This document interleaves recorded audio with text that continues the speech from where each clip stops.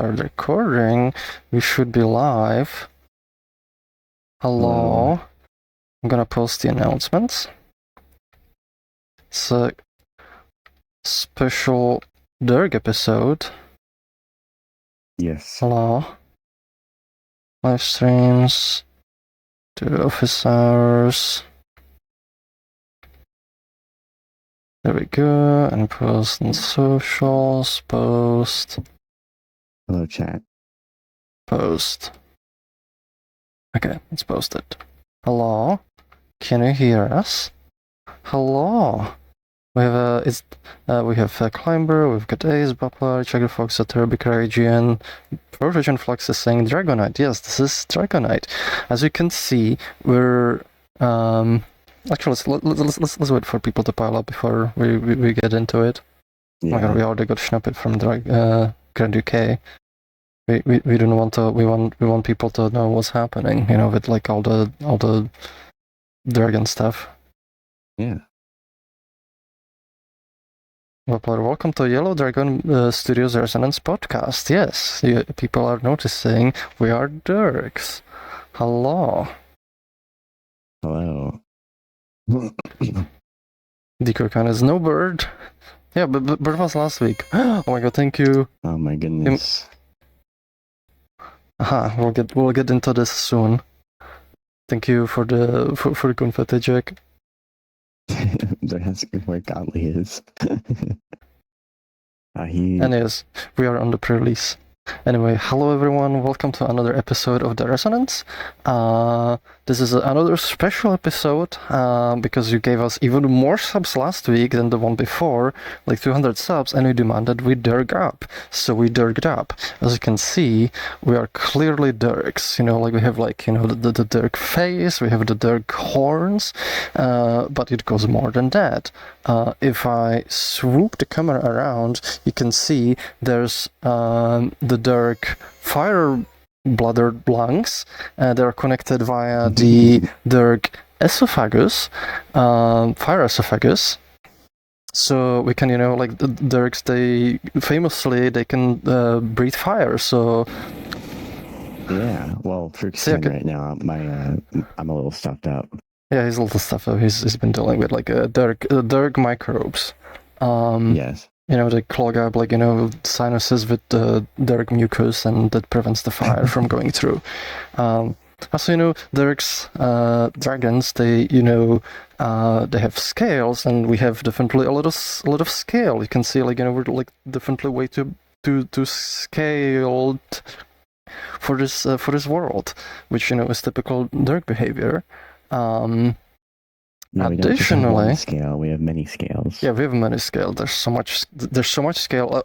We have so many scales that like the scale is actually a continuous spectrum. You know, they're not discrete scales. It's a real number rather than an integer. We also, you know, dragons, they, you know, they have hordes, and because I really like fruit, I have dragon fruit horde, you know, like, because Dirk, like, you know, only dragons can have dragon fruit because it has dragon in the name, and it's how it works. So I have, like, you know, this beautiful horde over here. So, sir, where's your horde? My dog ate it. Your dog ate it? Well, oh my god, thank you.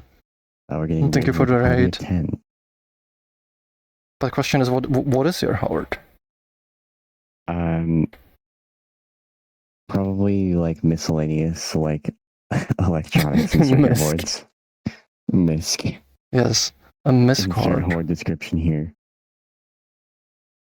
I mean, I have that kind of horde too. Well, that's actually true, because, you know, dragons, they can have more than one horde. I have, like, you know, this dragon fruit here, but, you know, you might be wondering, how does, you know, dragons, like, how do they breathe fire? You know, where does that come from? And as I've already, you know, shown you, it comes from, like, you know, these dragon fire lung bladders, but in order to actually breathe fire, dragons, they, you know, they're mythical creatures, and in mythology, you know, we often have stuff like, you know, like ghosts. So in order to breathe fire, I have this horde of ghost peppers over here. I don't know if we can send them on to camera, because they're very ghostly.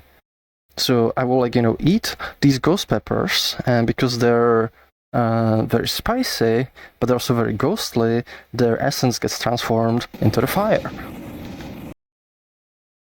So that's how fire breathing works, which we know, as a dragon. There's another part that and I grab a few of them. There's another part that's actually hard to see because of the choice of the environment. If I scale down a little bit, which this dragons can do too, because magic. You can see the tail. It has some dark not prosthetics. What is it called? The dark spines. There's dark spines on the tail, which is a very dark behavior too. And if you look at Cyrus, he has some too.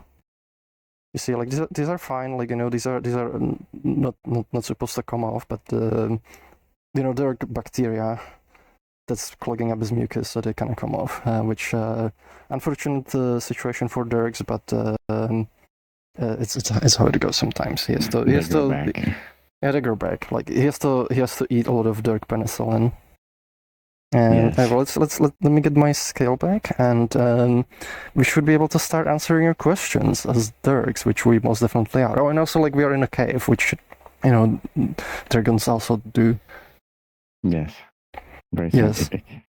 So we're definitely Dirks, and we are here to answer any questions you might have about Resonite, whether it's about the platform itself, its development, its future, its past, whether it's about theme, or if you want to, personal questions, whatever you want to ask, feel free. Make sure to put at the question.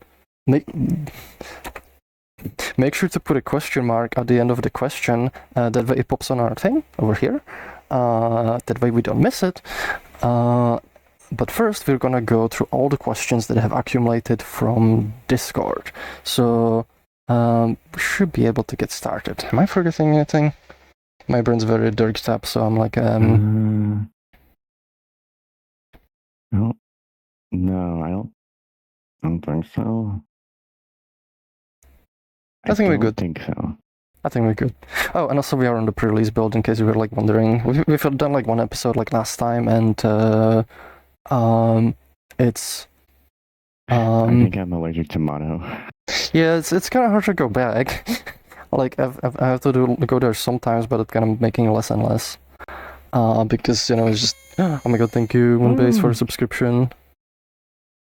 Yay! Moonbase is yep, you all look like Dirks. Have my prime. There we go. You got it, from Moonbase. We definitely, almost definitely Dirks.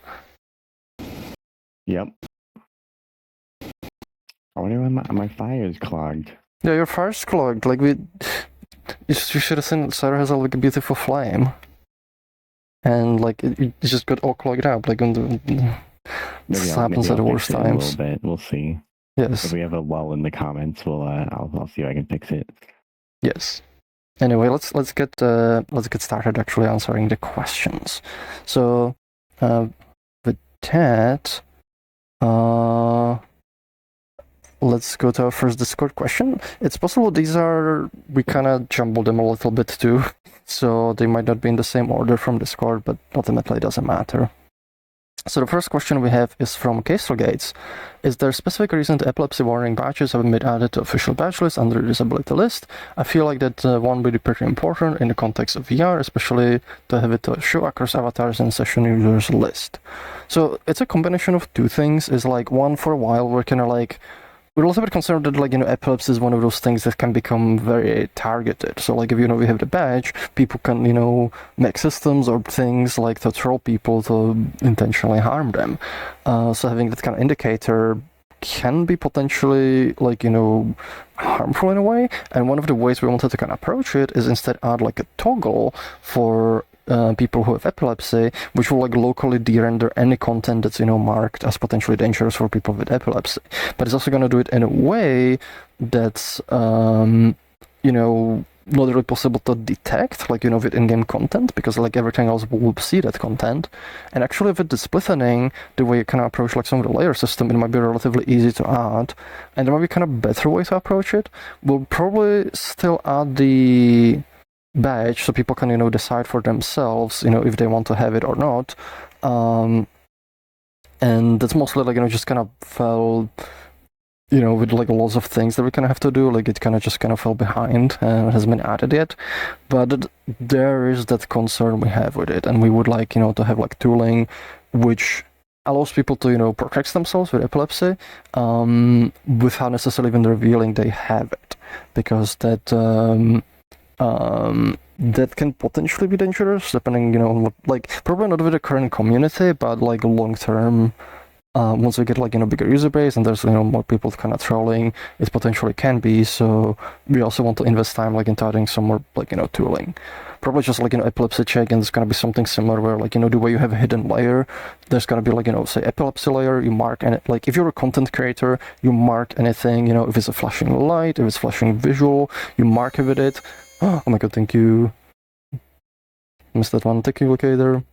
And essentially mark it, and that way, like, if people have that mode on, it gets de-rendered for their personal view. But yeah, that's one of those things that's just gonna need to like get cleaned up, along with like a bunch of other badges. Next question we have is from Abysmal. Let's see, Abysmal's asking, would it be possible for Resonite to gather metrics for user hardware specs, and if you had information, would it affect how you approach optimizing, fixing engine for specific brands? So, possibly yes. It's one of those things, like where, like once we start collecting certain data, we need to like, make sure we inform you of doing that. It's also like question of like, are people okay with like data being kind of collected? Pretty much like almost most software kind of does this to some extent, but some like are more transparent about it than others. So like if we were to do something like that, we would probably ask people like are you okay like getting this collected? But in terms of like affecting the optimizing, I don't know if it necessarily would significantly, because like I feel like we're still like at a stage where like most of the optimizations, they're very general, which is trying to make things run as fast as possible, just on everything. And I don't know how much bandwidth we have to like really hard optimize things for very specific GPUs, very specific CPUs, because when you do that, like you need to invest a lot of time that only helps particular piece of hardware, and I don't think we're at the size, like where that would be like something we can really invest time into right now. I mean, it can help like in certain things, like for example, you could see like a lot of people are like using these things, but I don't know if it would like, I don't know at this stage if it would like really influence the development significantly, because most optimizations are, like I said, like very, very general ones.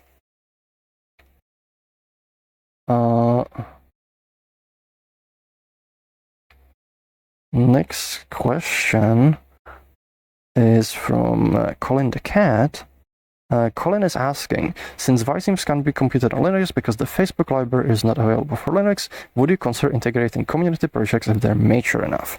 Oh, definitely. Like if they're in a license that we can use, like we would love to replace OVR lip sync, because it's like, it's a library that pretty much is the only viable solution that like we know of, and is owned by Facebook, and it's not available for Linux and other platforms, so like don't have control over it.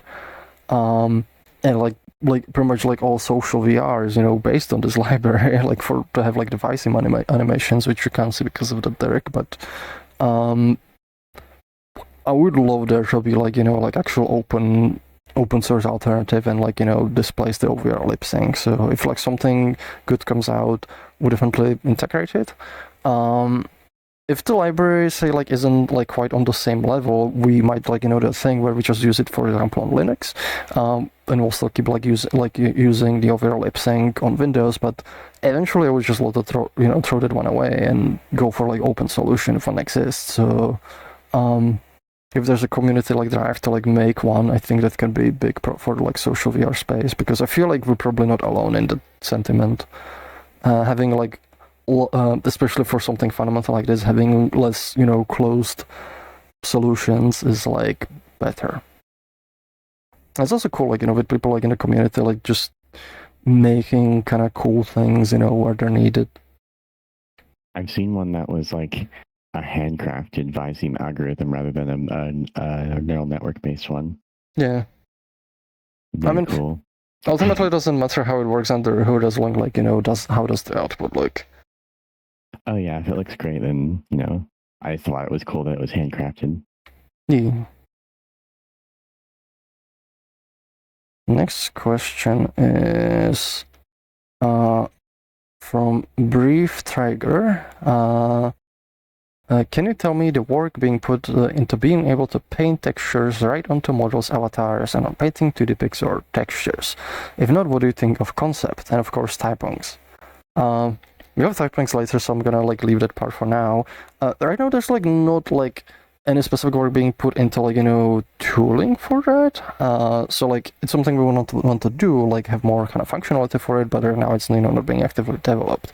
That said, there already are methods you can actually use to paint on textures. One of them, actually, would you mind a little field trip? Sure, let's go. There's the let's see. There's the Neuroid avatar creator by Orange, and they actually have that functionality where you can draw. So let's see, let's give it a spin and see if it works. So this is called, oop, that's my hair. Hold on, how do I do this? Actually, no, wait, I'm a dummy, I can just do this. So this is called Neuroid avatar creator, and it actually uses the brush system. So I'm gonna open it up.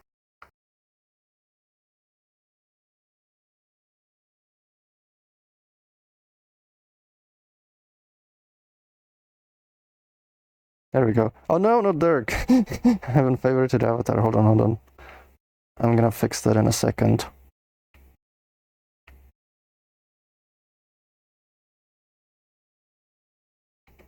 Oh. There we are. There we go. Don't look at me. You're not Dirk either. Don't worry about it. No, What is this? Don't worry about it. What is this? Anyways. So we come over here. You see there's there we go, we're Dirk. You sneezed. So we've got there's a brush. I'll actually switch the camera to manual so I can give you a better showcase. So you can see this lets you draw on the avatar directly. So you can just grab the brush and and you can just you should be able to start drawing. Oh, that's selected on the eyes right now. That's creepy. Forget how do you pick which one do you want to do? Oh, there we go. I did the arms. Oh, it's a symmetrical texture, I see. Oh, yeah, it's symmetrical texture. You pick like a different color. So like with the brush system, you can actually make systems to like, draw on things. Giving them highlights. Yep. So I'm not gonna like do like anything too complex, but you can see there's ways you can already do that. It's pretty neat.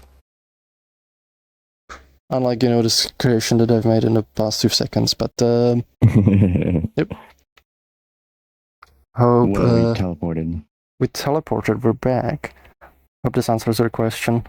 But yeah, we definitely would want to do like more kind of tooling, so it's easier and you can make like more robust systems for like, drawing on textures and drawing on avatars, but there are other ways you can do that, like the brush system, if you have the mesh, like, properly UV map, like it's gonna work well with that.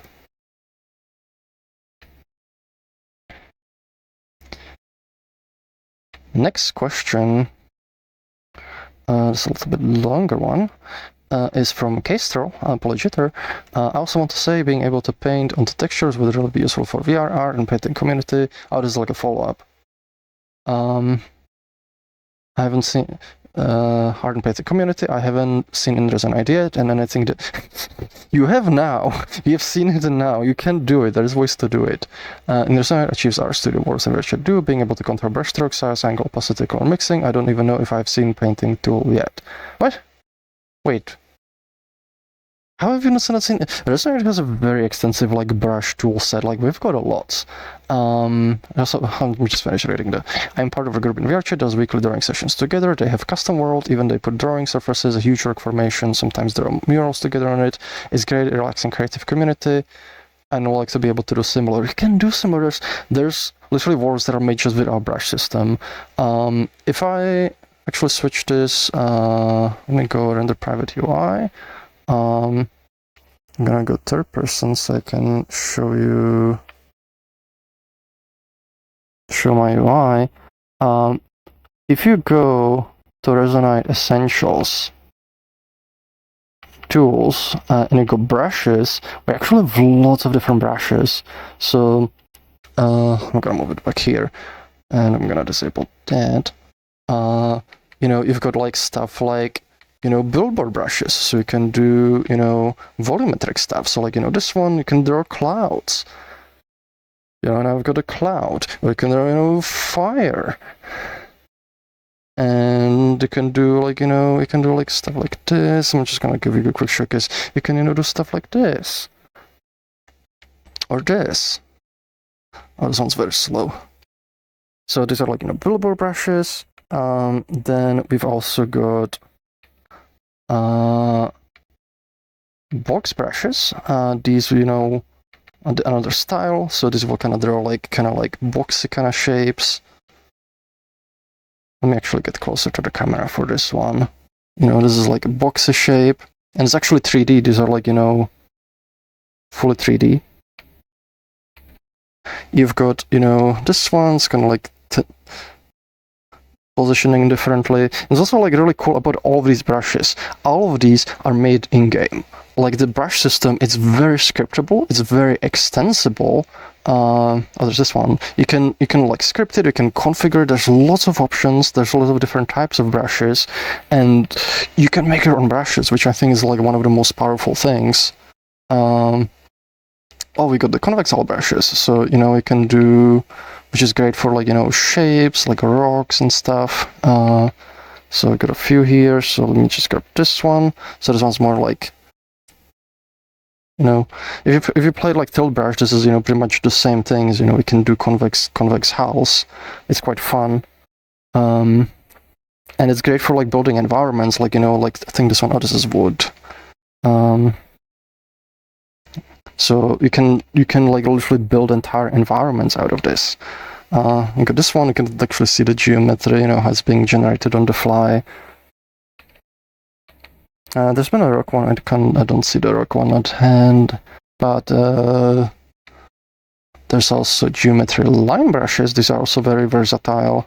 So I'm just gonna spawn a few. There's like this one. This one is actually my favorite. I usually use this like for notes. Actually, you might have seen like me use this brush, for you might have seen me to use the brush for like drawing like notes and stuff. So it's like this one. They are all like these are just different configurations of the same system. So you can like do all kinds of different like drawings. This one's more like more flat shaded.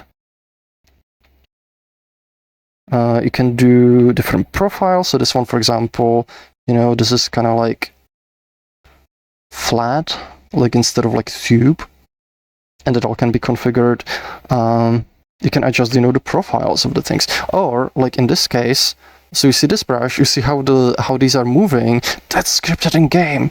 You can just create multiple tips for the brush, and like do whatever you want with proto flags or components. Like this one, I think literally just has a spinner on it, and as it spins, when you draw, it actually makes this kind of spiral. So you can make very extensive brushes. And also these work great with the material system. So you see, I for example have this one.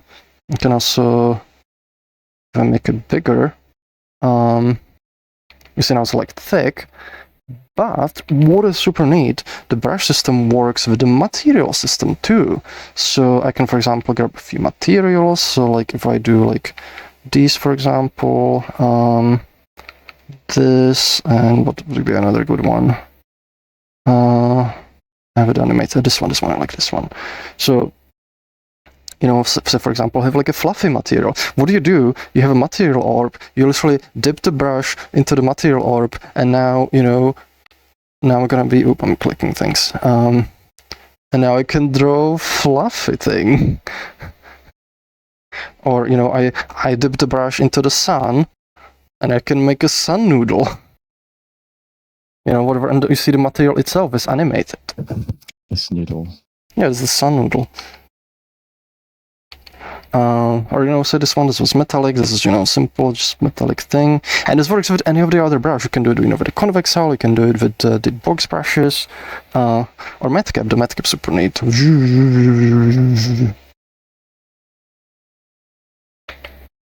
And it's also super cool, like, you know, with animated ones. Like this one has like animated where it moves the texture, and I love doing this one because, you know, it just kind of animates. And you can create like lots of like really neat effects with this. And also I skipped like more brushes. There's even more. There's so many. There's so many, and these are just some examples. Like literally, you can make your own brushes. Oh, there's this ones. These are specifically made to make plants. But this is all the same brush system. Like literally, all of these are made with the same system. You know, with the same capabilities, it's just like different configurations, different scripting. Like this one's super neat. So this one's actually cycling different, you know, different textures. So it uses like a texture atlas, and you can configure it too. And then you can, you know, use it to like draw grass. And this has actually been used to build some of the environments on here too. So the brushes, they're designed to be like, you know, like a work tool. Or you can do, yeah, it's like wine brushes. So actually, some of the plants in this world, they were made with the brushes too. Like, you know, you see like the wines. Actually, I don't know where these wines were. I know some of these have been. It's been a long while, so I don't quite remember. But, you know, you can do like vines. So like, if you want to, you know, make the world nicer, it can just be like, you know, like, I just want some, you know, vines on this thing. And just draw it in. It's a very easy way, you know, to build a world. So it's not like, you know, it's not just about like, you know, making murals. You can actually use the brush to build the environment in Resonite itself. They are as much an art tool as they're a building tool. Oh, and I see, I found the rock brushes. They're literally a separate category. So, you know, we have a bunch of pre-configured rock brushes, and it's actually the convex hull brush, but, you know, you can just make a rock. You know, and say like you're building an environment and you want, you know, some extra rocks over here, so you can just, you know, make a boulder over here. You can just shape it. Now I got a boulder. It's very slippery in here. There we go. Yes. So yeah, the brush system in Resonite, it's actually one of the projects I'm like really proud of, because like I specifically wrote it to be very versatile. Like all of these brushes, these are just some examples you can find in Resonite Essentials, but you can make these on your own. Like you can make whatever, like, you know, brush like you'd really like. Like the system is surprisingly powerful, and I feel like not enough people like really use it. Also, there's a good chunk, you know, of people like that do use the brush system. And there's actually another one that like was super fun. This was a little bit too small for it, but I made like a brush that like there was this like hollow tube, and we would actually draw the tube, make it a mesh collider, and then we would like, you know, zoom through it. Like we would like actually there should be a video. Like I remember we made a video a while back, like demonstrating some of the brush system. That's on our YouTube channel, so give that one a check, because we did show it in the Cloud Home too. But yeah, there's the brush system in Resonite. Like, you know, I believe like it's very, very powerful. Like probably like one of the most powerful like systems. Oh, I'm being weirdly adjusted. One of the most powerful kind of systems, and I would love more people to kind of use it. And there's been like, you know, some creator jams like where they like make a lot of the environment like, you know, just with the brush system alone. So hopefully that kind of answers that question. A little bit of attention on the brush. The brushes are cool. The brushes are cool. I'm very proud of that system. Let's move this out of the way. So the next question is from NV.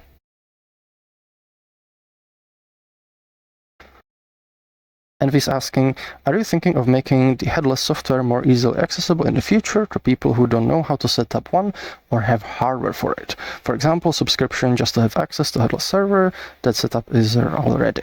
Yes, yeah, this is one of the things we want to do, and I feel that one of the things that's going to be like a good, revenue source for Resonite and supporting its development is we want to offer a service where, if you pay a subscription, because the hosting it costs. Oh my god! Thank you for the subscription, Renard Rocks 79.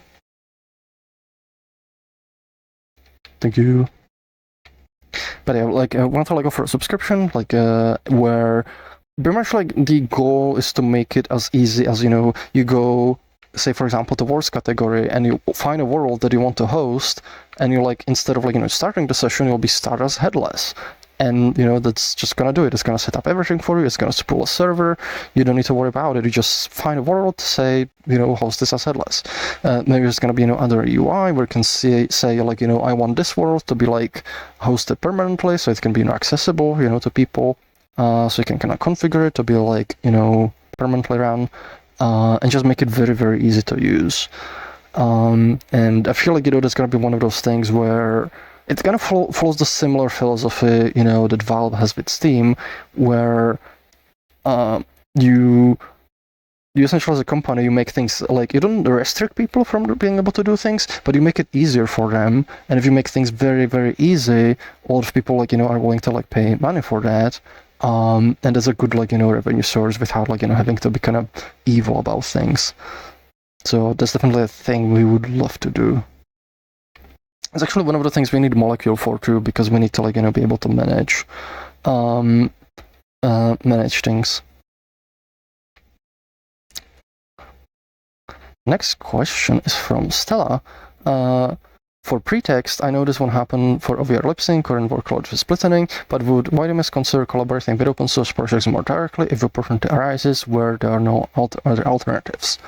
So it kind of depends what you mean by collaborating. I don't think we necessarily have the bandwidth to implement that library ourselves, because that's quite a fair amount of work. So we're most likely to just if there's an open source solution that we is compatible with with us, we would love to use it. I don't know if you go much beyond that. I don't know what kind of resources. Maybe if there's small fixes and improvements that we could do, maybe.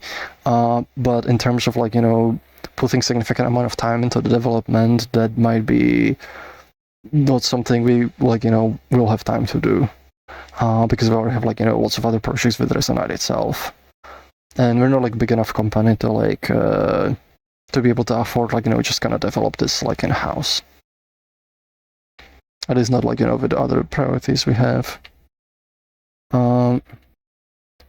Let's see. Next question is from Missing. Oh, there we go. This one's actually related. Missing is asking, assuming you DYD this costume as well, how did you create your new dragon enhancements? What tools did you use? How long did it take to make them work with your avatars? This is naturally grown skull, and it's these are natural lung fire bladders that are on my back, so I have no idea what you're talking about. We're definitely Dirks. Yeah, very, very, very clearly, scientifically proven even by the fact that I have a dragon cold. Yeah, he has a dragon cold. How would he have dragon cold if he wasn't a dragon? So you can ask my dragon fruit horde. Ask the dragon fruit. Hey, there we go. Oh, there we go. Now it works. See, he's all clearing up already. See, I just waved. I waved the dragon fruit, and Syro, as a dragon, he's immediately cured by the powers of dragon fruit. There we go. See, now you can see his beautiful green flame. Yes. It's because he's a copper-based dragon. You can see like these are kind of like all like kind of coppery, like a little bit brown. Yes. And copper like I think that's colored. The copper stings green. Yeah, copper oxidizes into a green. Like this is actually how I think some green fire powders work. Is they have copper in them. Yeah, it's like always like some kind of like metal, and I think like I was a association with copper being green, but I don't know if it's because of the rust, because copper also rusts into green. That is like the green patina, but yeah.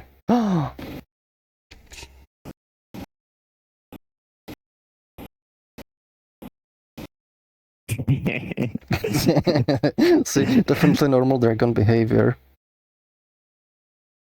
So that answers your question. And then next question we got is from, I can't actually read it yet, from B2 Unit. When you pick up further development for Gaussian splat tools pipeline, would you consider adding components for mesh embedded skinned Gaussian splat support in Resonite? So it also includes a file, and because Resonite supports PDFs, we just got a file here. It's actually a little bit like too much, because like the proposal the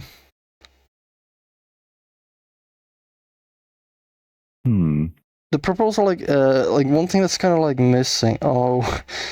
Like the thing that doesn't really make sense to me about this like proposal is like what's the motivation for this? Because like Gaussian splat avatars, there's like a number of like issues.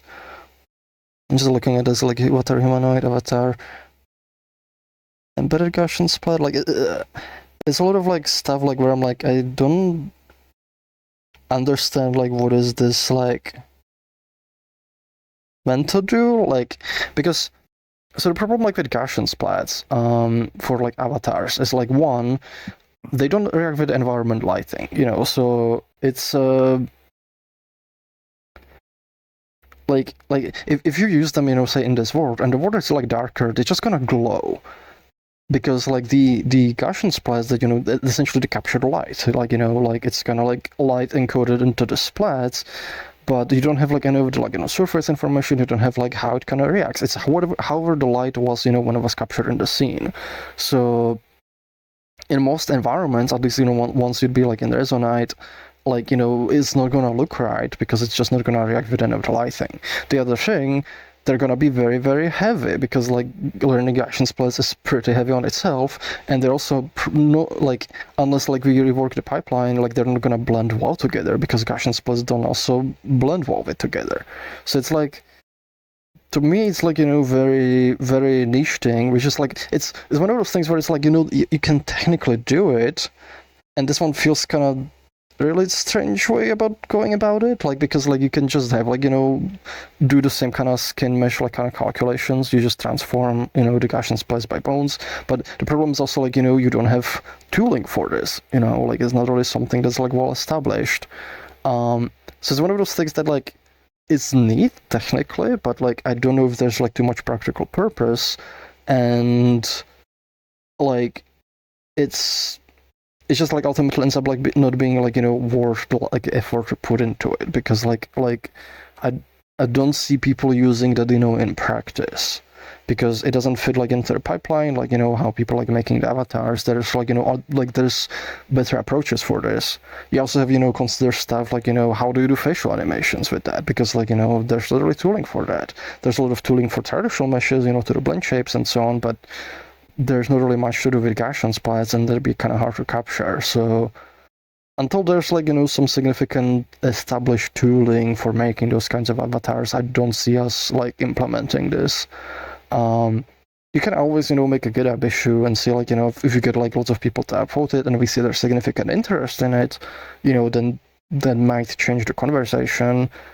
But like to me, like this proposal, like it seems like it just kind of focuses more like on the technical details, like way too much, and the technical details don't really make super much sense to me. Like I don't understand like what the embedded thing is, because it just says like embedded Gaussian split, and I'm like what does that mean?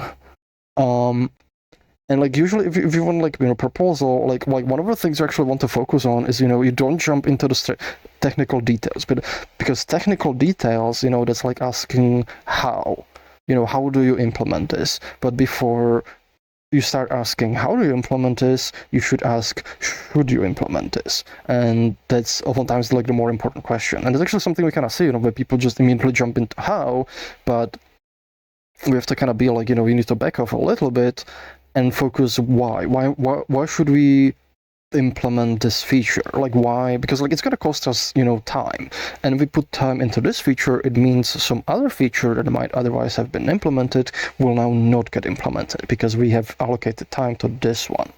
So there needs to be a solid reason for that, and if the motivation for that isn't clear, and if the benefit of that isn't clear, it's not likely to get prioritized. So at this point, like I would say probably not. And again, like things can change in the future, but right now, like I find it unlikely. And we've got like one more question, so it's a little bit longer one. Where I'm gonna put this? I'm gonna put this here. Kestra's asking, have you seen VRC light volumes yet? If so, do you have any thoughts about it? If similar technology could benefit Resonite? Summer is a voxel-based baked 3D lighting solution, especially 3D light map, that is able to provide detail lighting to dimming items like avatars and props as they move through the world, similar to Sonic Unleashed baked global illumination system.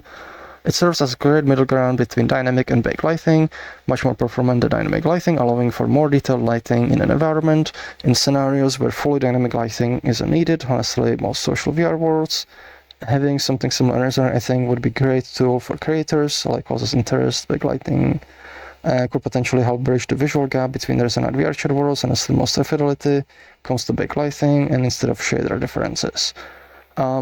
So I've like heard about it. I don't know like much on technical level, but because I haven't like really looked into like the technical details of it, it's probably not something we would implement, right now as long as we're using Unity, because we want to move away from Unity. And every single rendering feature we add to Unity, we'll have to rework for whatever new rendering engine happens. So it kind of becomes easier to just think of. We switch engine first, that opens up a lot more kind of options, and then we think what kind of rendering features we can actually implement with whatever rendering engine we end up going with. And it's gonna depend on its capabilities, on its structure, and so on. So right now, I probably wouldn't give this like super much consideration. Because like that's gonna make it's gonna make the switch to a different learning engine harder, because maybe this method like works really well with Unity, but it doesn't work well with whatever other engine. Maybe it doesn't work well with Godot, maybe it doesn't work well with Beve, or whatever other engine we want to do. And if even it does, it might be a lot of work to like reintroduce it. So we don't want to keep adding like more work for the eventual switch. We want to do the switch first and then start expanding from there for new rendering features. So with that, we've got we have the Discord questions, so we can start going through. Let's see. Oh, there's quite a bit. We can start going, through the questions from the Twitch chat. And for those of you who don't know, actually, what time is it? We've been going for 45 minutes. For those of you who don't know, if you want to ask a question, make sure to put a question mark so it pops on our thing, and make sure we don't miss it. So first, we got Grand UK with his Schnoppet. So let me consult the Schnoppet list. I actually have a document for this. I feel I'm gonna pick like a shorter one because we already spent like a lot on these questions and a little bit of a all the derging up. Yeah. And the field trip. So let me see what my Schnoppet could be.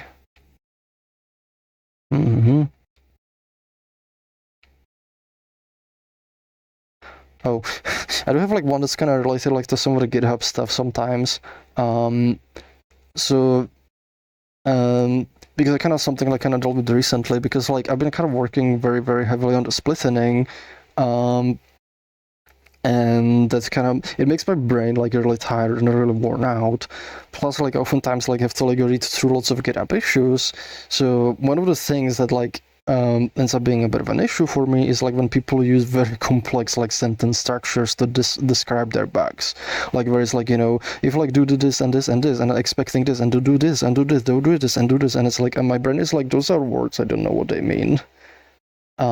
It's like, you know, some things like, you know, it becomes like really hard to parse, and usually like what works really best for like me, like when I'm making GitHub reports, is like being succinct, but to the point, and making things more into bullet points. Be like, you know, this is what I expect, this is what I do this. But like when it's like a sentence and it's just kind of, you know, it feels like reading an essay, my brain just kind of is like, I don't know what I don't know what you're saying.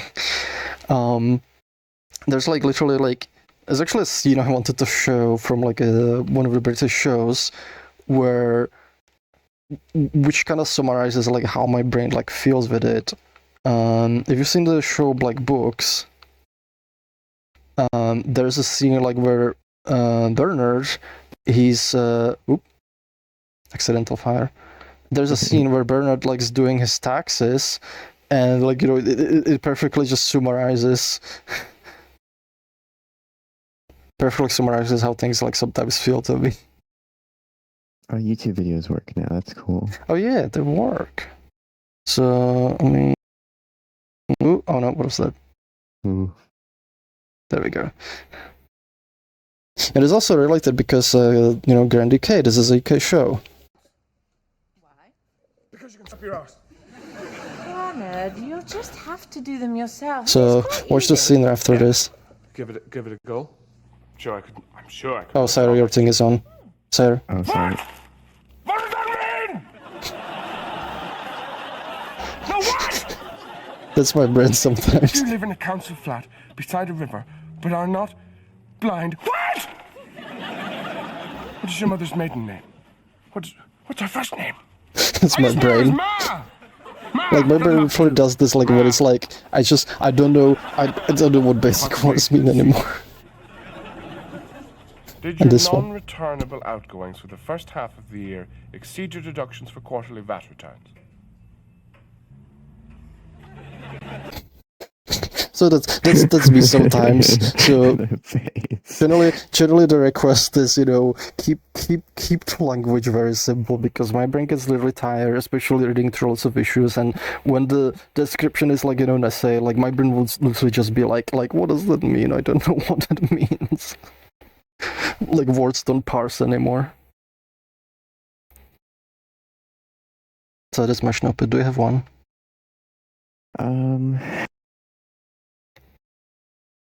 Audio on Linux, I guess.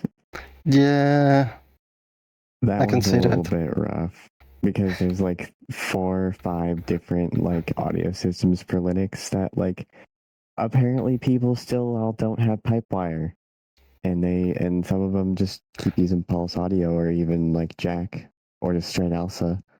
And I'm just like, why can't there just be one anymore? It's Linux. Why does it have to be like 5? I feel like all you had to say is audio on Linux. Like it feels like it just explains everything. It's good with Pipewire. Pipewire is like the savior of audio on Linux. It makes it work good. But apparently there's like 4 or 5 people on this earth who still don't have Pipewire. And I want to cry. Well, you can, if you cry, we can... Do dragons cry? If you cry as a dragon, can you just vaporize the tears? Oh, I think that the tears of a dragon are highly sought after. Oh yeah, they can have like healing properties and whatnot. Maybe that's why it's making me cry. Like it's like, you know, so people can get like free dragon tears. Yeah. Next question is from Ace on Twitch. We've got a Dirk Typongs. I would say it's like, you know, the best thing about being a dragon is having like a built-in cooking ability. Like you just want to, like, you know, heat up your pizza. You just go, you know, like let me find a pizza. Let's see, food. It might taste a you'll little be like, coppery. oh yeah, it's like it has extra flavor to it. You need some Yeah. like trace elements. So Seasoning. yeah, it's extra seasoning. It's makes it extra spicy. So like you're like I hope this is normal pizza. So you see like pizza, you're like, this pizza's a little bit cold. And now it's good, and I can eat it. Yummy. Your daily dose of carbon. Yes. And copper. Diko Khan, no bird. No bird. That was last No week. bird. Birds are related to this species of animal, I think. Next question is, Bitker Gaijin is asking, have you stapled a skull onto yours? No, this is using glue. I mean, naturally formed gluing Yeah, mucus. it's bioglue. Bioglue, it's biomucus. Actually, no, it's been welded in with the fire. Yeah. Yeah, that's how it works. Oh yeah, there's another type of dragons, like, you can just do welding with your mouth. Yep. Next question's from Ace on Twitch 17. Where is Godly? I believe he's at a FurryCon right now. Yes. Next one's asking, are we on pre-release? Yes, we are on the pre-release build. I've been kind of like now at a point like where I'm kind of maining the pre-release at this point. It's gonna be released very, very soon, so making sure everything is like, stable and nice. I like this one. Next question. Meowman, will addition of WebAssembly increase the likelihood of Rust users accelerate the oxidation rate of chicken eggs across mainland China? I believe the addition of WebAssembly will just increase likelihood of Rust users. Like, that's it. Like, yeah, that's what they mean by oxidation. that's where you needed to stop the sentence. We'll definitely get a lot more Rust users. Also, thank you. We kind of missed this one. Thank you, Talibit, for the subscription. Oh my god, like so many dark questions. Do we have like any serious questions? BD underscore, what is Derek exactly? This? Definitely You're this. looking at it, pal. Yeah. Ace on Twitch, how tired is the Froox? I mean, you should judge that yourself from my sentence structure. And in general, I'm tired. braininess. I'm tired of my proxy. Yes. Shining here is asking, do I need to paint a Froox colored dragon model now? I mean, you can. I wouldn't say you need to, but you can. Ace on Twitch is asking, what is the next sub goal? I will say that kind of depends on what you want us to become. The price is gonna be different. You tell us what you want us to become, and we'll give you the price. We'll give you a quote. Geo-redundant hordes. Geo-redundant. I don't know what it means. What does that even mean? I don't know. Oh, there we go. There's Godly. You asked, Godly, can you believe I end up at IFC without any notice, missing the Dirk resonance? I cry. Did you hear? Also, yeah, I've heard. Like, I've heard like from other person who's at like IFC, and they're like, oh, Godly just showed up out of nowhere. I've already got this one.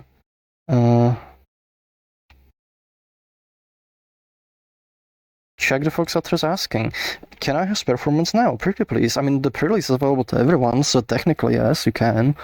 But soon, very soon. It's very likely going to be released this upcoming week. Yes. Where's the Dark Tales? We show the Tales. Some of these are kind of older questions, so... Oh my god, there's a lot of things.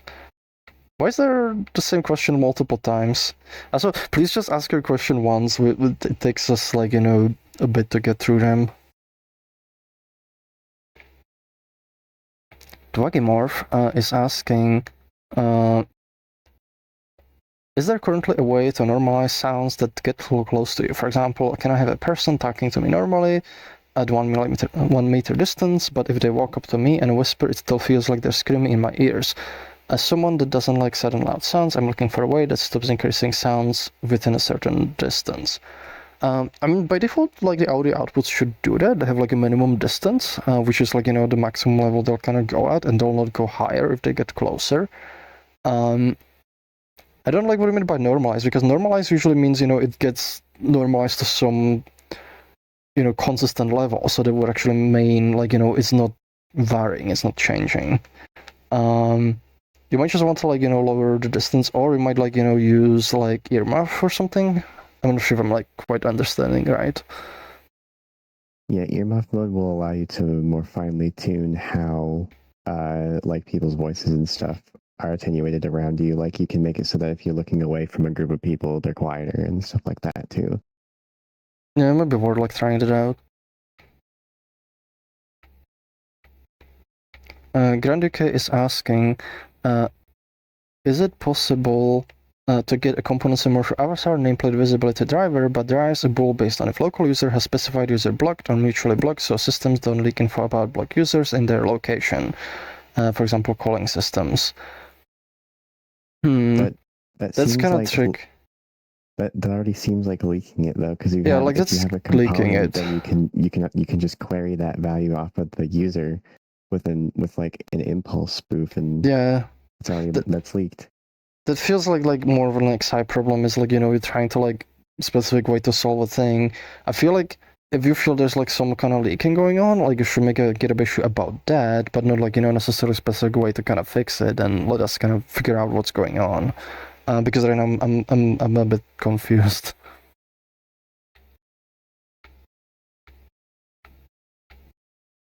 Ace on Twitch is asking, Resonance IRL edition when? I mean, it can happen sometime. There will get like a few events where we'll be like in person.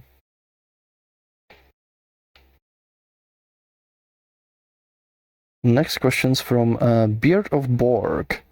Do Borgs have beards? That's a good username. Beard of Borg. What popular social worlds are there? Ones people always go daily and hang out, aka worlds where there's always people to talk to. I don't think it's like specific, like, you know, which worlds. Like, usually the best way is like, you know, you go to worlds, worlds tab, and you go to active sessions. So you can find, you know, which worlds are currently, you know, active, and it kind of changes, like, you know, over time. People will host like different types of worlds. Thank you. Woo! Thank you for the cheer. Oh no, what does this button do?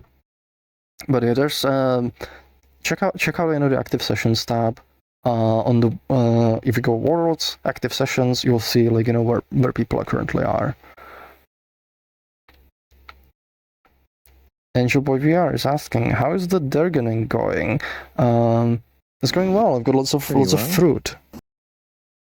You just get free dragon fruit as a dragon. Yeah, it's just kind of like you just kind of find it. I just hoard it.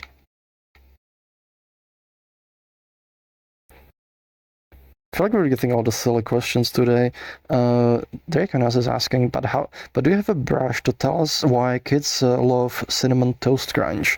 I don't even know what cinnamon toast crunch is. That's an American cereal. They're little like they're basically like kind of flat wafers that are coated in copious amounts of sugar and cinnamon, mostly sugar though. Okay. I mean, you could make such brush. I feel like you would shrivel and die if you ate it. Yeah.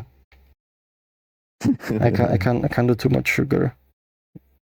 Next question's from Nuki-kun. Sometimes we talk about proposed systems for connecting worlds, like embedding them or under seamless transitions. As someone who's already building systems which connect worlds in a seemingly seamless way, what could we do now to make implementation easy later? Do we now know how the systems will work from creator perspective? That's way too soon to ask that, unfortunately. Like, one of the things is, you know, that kind of comes part of, like, you know, working on those systems, like fully fleshing out their design, you know, and approach. So, like, right now, like, there's not really then like anything specific you can do for that. Next question's from Nuki-kun. You have talked about Beppo Physics 2 being implemented as well. What will that look like? I'm guessing you have some components or Perflux nodes in mind already. We already have Beppo Physics 2. What we're gonna be doing is just upgrading the latest version.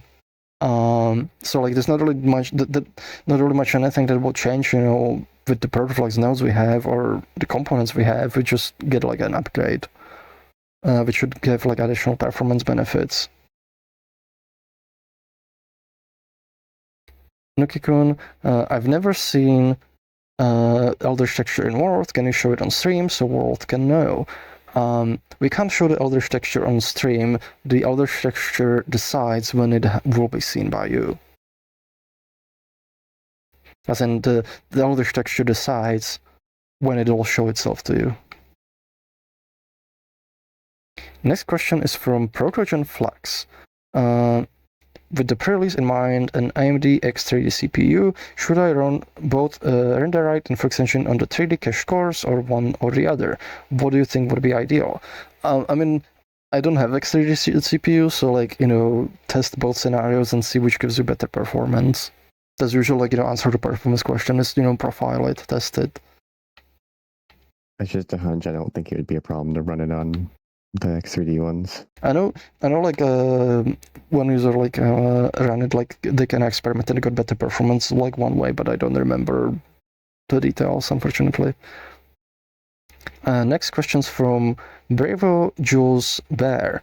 Will rebranding a new release result in new Steam release, such that I buy the new release? Well, we're not rebranding. We're not rebranding, and it's just gonna be a normal update, and you don't need to buy anything. You can support us. Yeah, Resonite's free. Like, it's free to play. Like, if you do support us, that helps us a ton. So we definitely appreciate the support. And, if you support us, that allows us to make more features, like, like the splitting. But ultimately, Resonite is free to play on Steam, and it's not being rebranded. Yeah, it helps us keep it free to play too. Makes it easier. Nuki-kun, we know what's the upcoming splitting update, what's going to be in the next couple updates after that. Once the splitting releases, there's going to be still more updates to splitting. Some things, that will be polished after release, like especially if they're like smaller bugs, or more specific bugs that won't become blockers for the release. And it's also going to be like little additional performance updates, like with some of the changes we'll be able to do. For the bigger updates, that hasn't been decided yet. Ooh, check the Fox author. Check the Fox authors asking author next goal. They could do authors. I mean, I wouldn't mind it. Wouldn't mind it. Outside the 200 subs too. It's the same. That's the same like we did this one. Well, it's just otters, so it's just okay. It's just otters. Yeah, it's just otters. It's fine. As we declare war on all authors by dissing them. We'll have to go to like a pool war or like a river world or something. Oh my god. They want otters. They want otters so bad. They want it so bad. How many was that? How many was that? That was a few. There was a few. That could be the underscore. Several. That was at least a bunch. That's gotta be at least 50. Oh my god, now they're going. How many subs officially for other avatars? Yeah, like 200. We set it at 200. Yep. Question is, are people in the chat like, oh, but they want to see the authors? Are they? Oh my god! Thank you. All right, Jack really wants to see otters too. Yeah, he would. Yeah, I mean, if you want to see otters, you know the drill. You know the drill. We got 25 out of 200.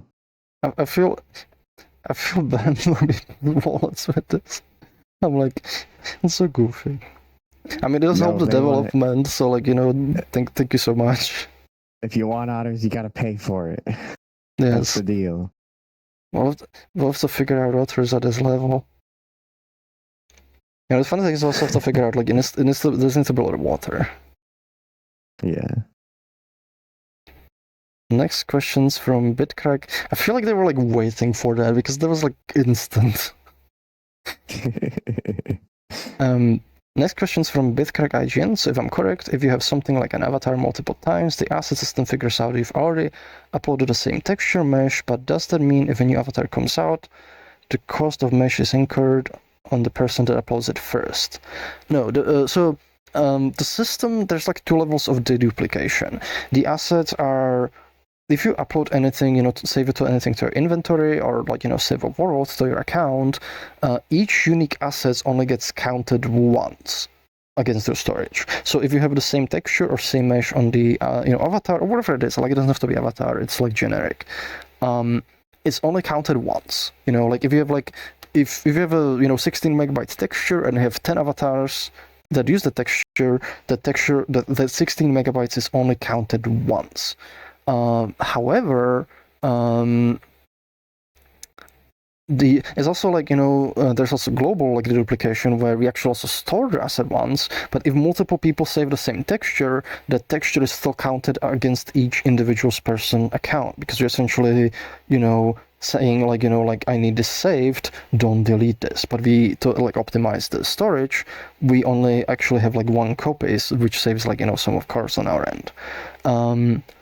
So the cost is incurred for every the cost for storage is incurred for every unique asset you save. It doesn't go, to the person who uploaded it first. And the system, like, conversely, if that person who uploaded it first, they delete it, we still keep the asset if other people have it. And that's, one of the reasons, like, it doesn't go just to the first person, because if the first person uploads an asset, then somebody else saves it, the first person deletes it, then, there's technically nobody, like, holding the asset, and we just spoof. So it doesn't work, that way. But yeah, if there's a new update, like there's like the mesh asset changes or texture asset changes, that incurs additional storage because the asset is actually different. Nuki Kyun is asking, I should say, what are you planning to work after you're done backfixing this release? Like I said earlier, like the big goal hasn't been decided yet. Bitcar Gaijin is asking, +1, forgot to mention previous question about asset system. I was talking about storage cost of the mesh. Yeah, like, I think we couldn't explain it. Next questions from Jack the Fox Otter. Jack is asking, I have a bit of a ramble question regarding Protoflux, or more specifically about your thought process when you designed it, especially when compared to the scripting language of your previous project. What were design goals, learnings you had made with old language you wanted to improve with Protoflux? There's a bunch. So, like, Protoflux, like, I've had a lot more experience, with, like, generally kind of language and VMs. So Protoflux is like very VM-based like language, where there's actually like, virtual machine is very stack-based, so it's like more like kind of low level. And I feel like a lot of like this design has been kind of influenced, by sort of the pitfalls that my previous language, like, like ran into. And it's pretty much meant to be like, one that's designed that actually it's kind of separate thing, mostly, that's embedded within the engine, rather than like, just fully existing within the engine, which allows, it to be used in different scenarios. Like you can have like a different context we can run it in. And you could potentially, build something with Protoflux in-game and then, for example, have run it in isolation. Or you could, build like a shader eventually once you have, shader support, where the same kind of setup can be, transported to like, different representations. So there's like a bunch, like it's been kind of designed to be more kind of powerful, and it's been kind of inspired a lot, like, with how VMs like works. Like, for example, the core language, like, that C# uses VM, which is like a stack-based kind of VM for how it executes. And thank you again for the cheers. Grand UK is asking, is there any easy ways to move components between slots? If why not, excluding special components like simple avatar protection and their special requirements? Yeah, you just drag it. Let's see actually if I can show you. You literally just grab the component and drop it on where you want to put it, and that does it. Actually, sorry, do you want to do a demonstration? Yeah, I can demonstrate. Let me get another inspector. Hold on, let me make the camera.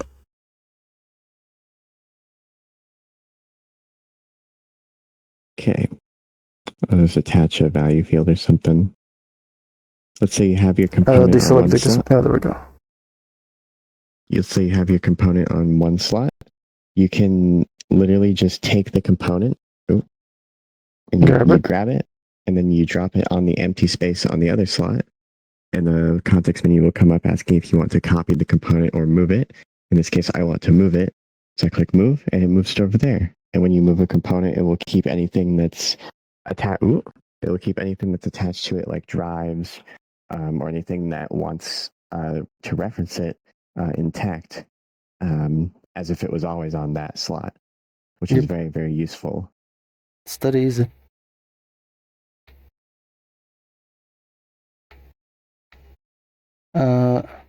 Next question is from El Tremendo Lagarto. Are you gonna go to Euroference? Yes, I will be there. There's actually a Resonite meetup, so check the programming. Oh, that's part of the chat. Yeah, part of the chat. Next question's from Dwagimorph. Going back to the sound question before about normalizing sounds within distance, you mentioned that SR is supposed to do what I'm asking for, but I've played with the sound settings and mirrors, but we still get extremely louder for me when too close. Could you show what setting might be missing out on? Sorry if I'm in question. I'm actually not sure. So if that like doesn't do it, like there might be something different. Like you might want to like just lower people's volume, like overall. But if like none of the settings like do what you want to do, I would recommend like making a GitHub issue and sort of documenting what you're seeing, or in this case hearing, so we can kind of better understand the problem. Because like it feels like if they're like too loud, like when too close, maybe your like like bass volume is like just too much. But I'm not sure if I'm like understanding exactly what's happening. Yeah, because like if Froox is like right in my head, it's still a very comfortable volume for me to be listening to him at. It essentially becomes like, as if he's talking in my head, like it's in Discord or whatever. So definitely maybe try turning your volume down. I know it sounds silly, but yeah. And if it doesn't work, like, I recommend making the GitHub issue and just kind of documenting what you're seeing. Next question's from Grand UK. To reveal blocking components, most non-mod calling systems attempt to put user into slots that then control visibility and active avatars with alternate audio output for voice when head proxy is disabled. In this case, the user root gets hidden when the user is blocked, but the slots show that user there is not disabled and links their position by the way they work, and there isn't a good way to solve this without a way to check user block status from what I can tell. I mean, that's the thing, you should report that. If there's like an issue, report it. And like it might not even look like a big thing like that you need to solve. It might be a thing that we need to solve and make the blocking system deal with those kinds of scenarios. So that's the main thing, is like that stuff should be reported, but like rather than like reporting the way you want it to solve, report the problem itself. That way we can potentially come up like with more general kind of solutions. We got the subscriptions. Thank you.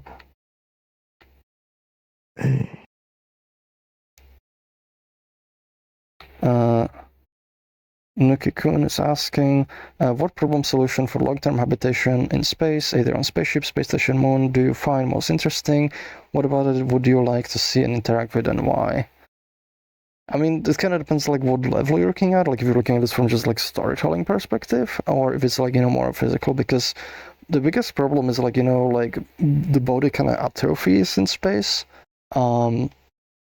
And there's also like like if, and it kind of depends too, because like if you're on a spaceship, like or even like on the moon, you have to deal with like increased levels of radiation too, because with Earth, the atmosphere, it filters like most of the radiation, but if you're in a spaceship, or if you're like on the moon, which has no atmosphere, you're kind of exposed to all of that. There's also like extreme temperature swings, so I mean there's a lot. if you're like, for example, on the moon, like moon, you have like a moon basis, you know, like how do you survive? How do you make it like, you know, self-sustainable? I don't know, it kind of depends like what kind of context you're asking this in, but it's kind of what comes to mind.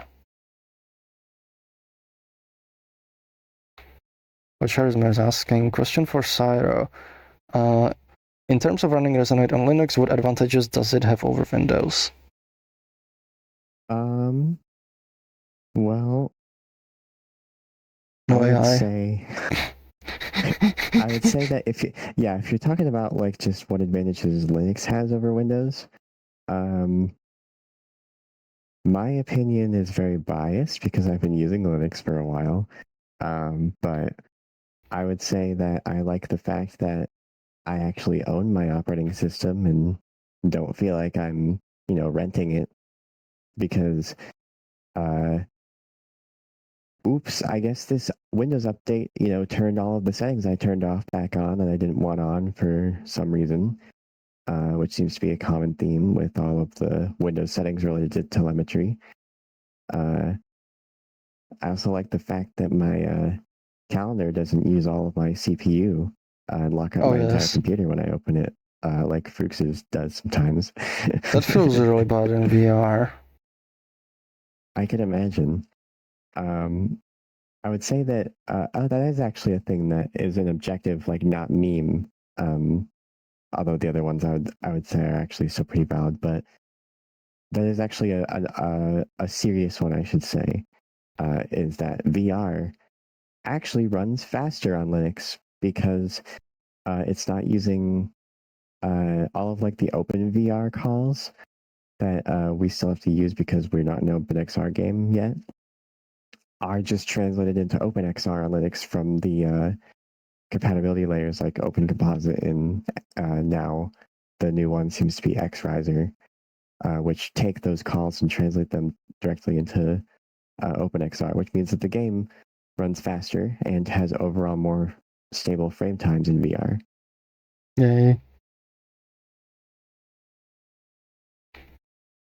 Okay, this is like quite a question, but Angel Boy VRs, at the end of all this, for you Froox and for the amazing effort you do for us, it's absolute deservers. Also, you're cute, no denying. Thank you. You're damn right. We're damn right. We're cute. GrandDK is asking clarification on component moving question. I mean programmatical, like with flags or actions. Right now you can't. Yeah, sorry. But it would be like a thing with component access. Kirby, yours asking, is clipboard on Linux another schnoppet? It's like a half schnoppet, I'd say. Clipboard on Linux is not that bad. You just gotta finagle it, especially in Wayland. Saying it's not a schnoppet, it's a schnopp. Yeah, it's just a schnopp. It doesn't quite make me dematerialize. It's just kind of annoying.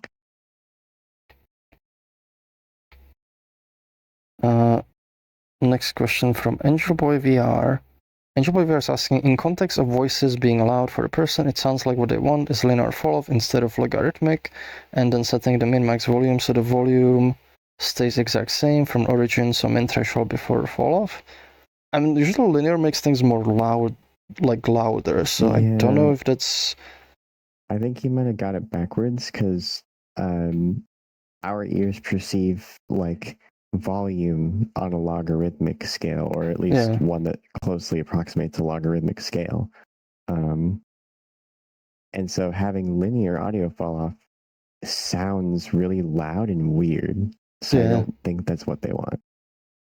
I mean, the first thing would be kind of just understanding, like their issue, which I don't quite understand right now. Like, I feel like we need, like, some demonstration, like, or video or something.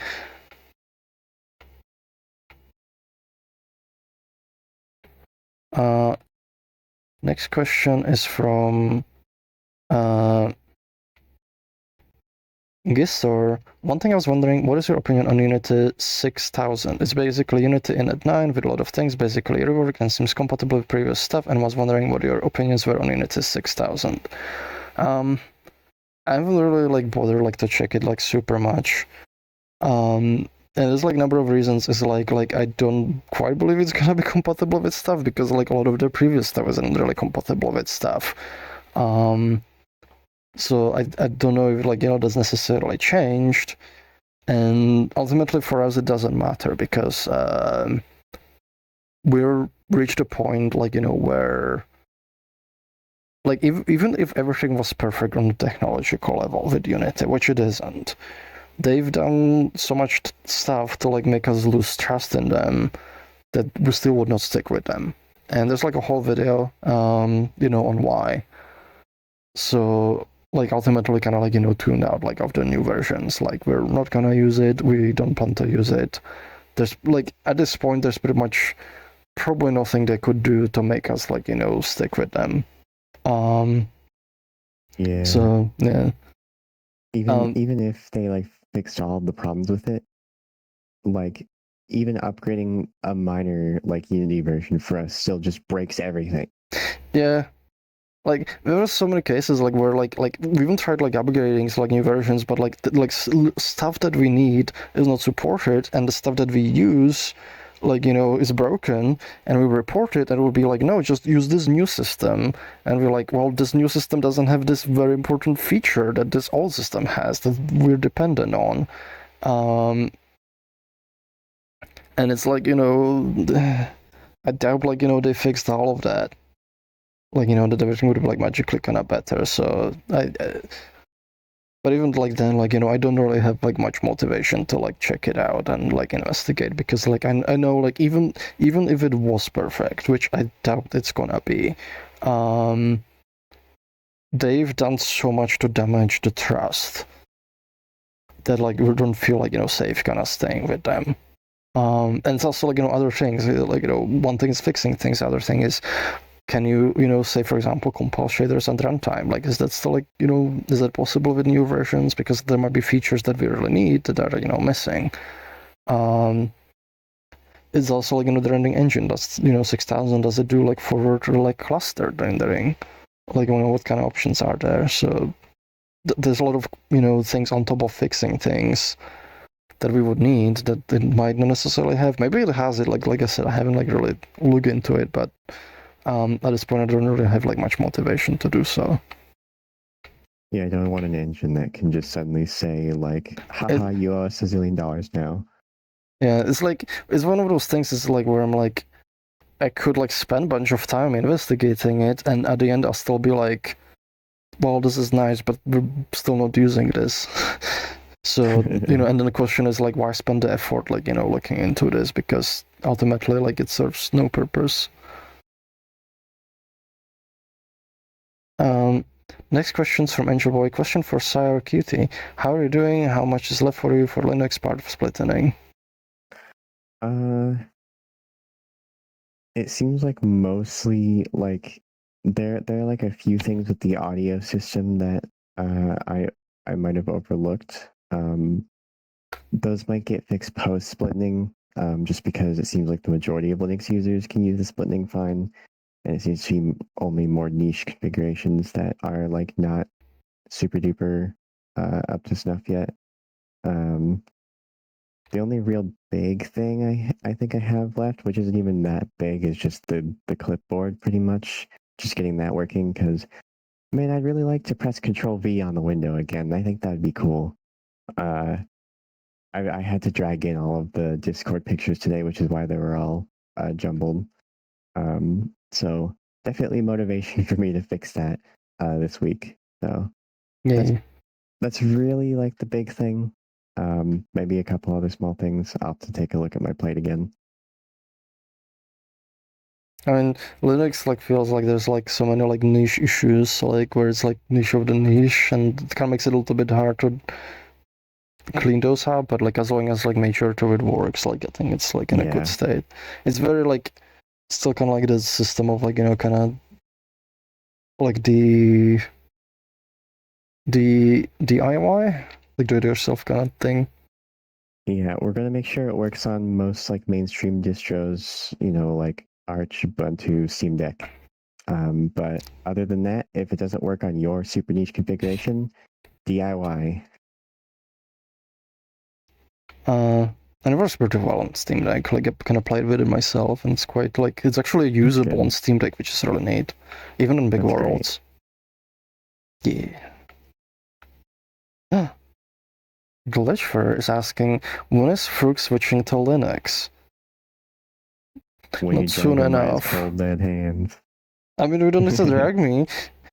There's like things like, they're preventing me, but I do want to. Like, I kind of, like, I'm at a point where I also want to, like, just get rid of Windows, but it's hard. So, Yeah, not soon enough, like, unfortunately. Switching to Linux is one of those things that takes it takes a bit of effort to, like, become comfortable with an alternative to the thing that you were using as well. Like, if an analog doesn't exist. Yeah. And right now there's just not enough time to do it. And it's also like there's one of those things that's like a lot of the Linux stuff still seems like, we need to invest a lot of time to like make things work, and most of the time I don't have the time, unfortunately. Like, I kind of need, like, a lot of things to just kind of work out of the box.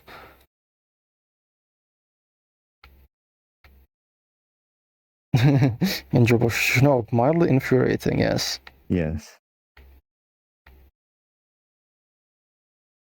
Next question is from Bravo Jules Bear.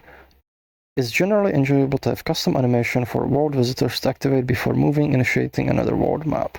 For example, space station spawning in place of a portal. I think they're pretty cool, like having like transition systems. Like, they add, like, a lot of like kind of flair to moving between worlds. Yeah, I think people generally like having, like, the worlds having a bit more of a what's the term? Skeuomorphic, I guess, is the word of the day. Experience when doing stuff like loading screens like that, like having it feel like it's part of the world. Yeah. That's one of the things we were testing. It's actually funny because on pre-release, like, we tested what's it called? Black Mesa Train Ride? No.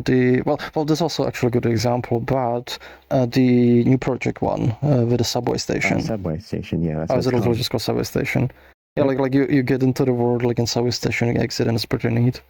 But funny thing, like on pre-release, like you'd be on the subway forever, the world would be all fully loaded, and like still kind of waiting in. Yeah, we anticipated a lot longer loading times on that map. And then they got fixed. Next one's from Angel Boy VR. Angel Boy VR is asking, apologies for the miswording. I probably meant max min either way. When volume never occurs a certain intensity with logarithmic, I use that method with all my sounds on my avatar to avoid them being too loud when close to origin. Well, the logarithmic versus linear, they don't really change the max. They just change like the curve of it based on distance. So like the max is controlled, by the volume. So like if you want, like if it's too loud when you're too close, you want to like lower the volume, which limits the maximum. But the curve only changes how it attenuates with distance. And logarithmic, that actually matches in our ears. So like to our ears, logarithmic is actually linear. Because because our ears are logarithmic, so if the attenuation is logarithmic, it cancels out and we perceive it as linear volume fall off. Versus if it's linear, it actually sounds way louder because it's almost makes hyperbolic. Is it hyperbolic? I don't know if it's the right term.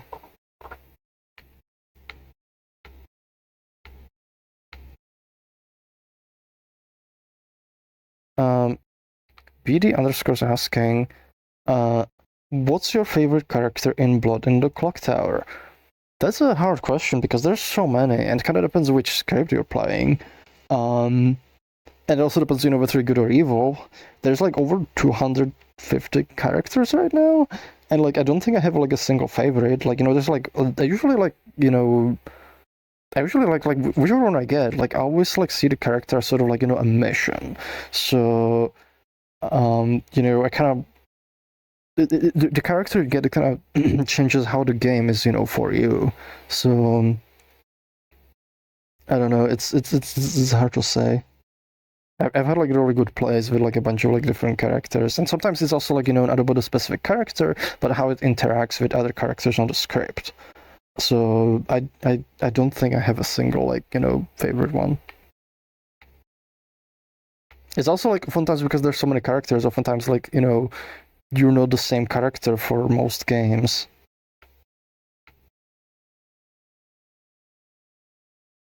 Check the Froox is asking. I don't think the message okay. What are your plans on improving Perfect's usability in the future? It's a powerful, nice language, but currently active writing is a bit painful. I know you're planning to redoing the Node browser, but do you have any other plans, improvements you just work while using it? Yeah, there's like a bunch we could do. Like the Node browser is definitely like one of them, but also I would like to have like more contextual options. So as you're kind of like building the nodes, you can like if you're for example frequently using certain nodes, or if you're like plugging things in, it's also a bit smarter. Maybe it even like offers you like some options on like recent things. When you're like plugging things in, it's gonna be like maybe you want this node, maybe you want like this node, and you can do things like much faster. What is really good is documenting what is making things slow. So like if it's like painful, what about it's like painful, and then we can kind of come up like with solutions for that too. But there's definitely like a number of things. A lot of it's like with the node kind of like placement. There's also like some cases where some things don't overload right, or like for example, if you have like addition node and you want like addition multi, like it doesn't automatically change between the two. So there's like a lot of like little things. Can I give a quick shout out? Yes. What you described with it offering like a menu to pick what node you want to click next, like as you're doing it. My friend Bracert actually made a mod for that, which is really cool, and it makes Protoflux a lot faster because it suggests common nodes that go with the type you're using, and it's really cool. Yeah, like I've seen that London too, like it's very cool, and it's like something I want to do like officially at some point. And there's like a lot of mods that kind of like improve the experience like before we get to it, but there's I feel like a lot of like little things too that'll just kind of help with stuff.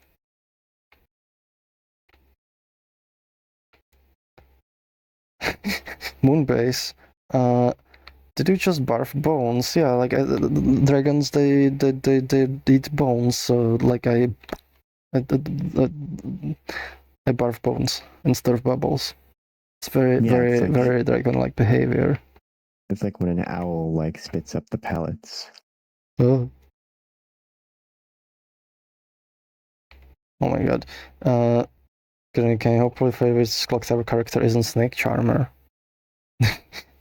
No.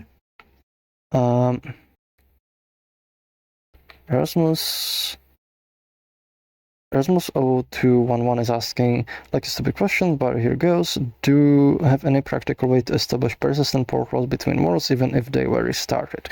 Yes, you can give your sessions, a fixed ID, which allows you to make portals between them that work across restarts. The only thing you need to make sure the session is hosted on headless, and you assign it a permanent, session ID, because without a permanent one, the session ID is like generated randomly, so like between restarts it will change, but you can change that. You can configure them to have a permanent one, and then you link that portal to the particular session ID. Angel Boy VR is asking, I struggle with social games like Blood on Clock Tower. They are extreme anxiety-inducing, overwhelming. Any tips how to overcome that? Also, high FOMO. So yeah, Blood on Clock Tower, it can get like pretty intense with it. There's like a few ways. So one thing like I usually like, because it is a game where you lie and deceive your friends.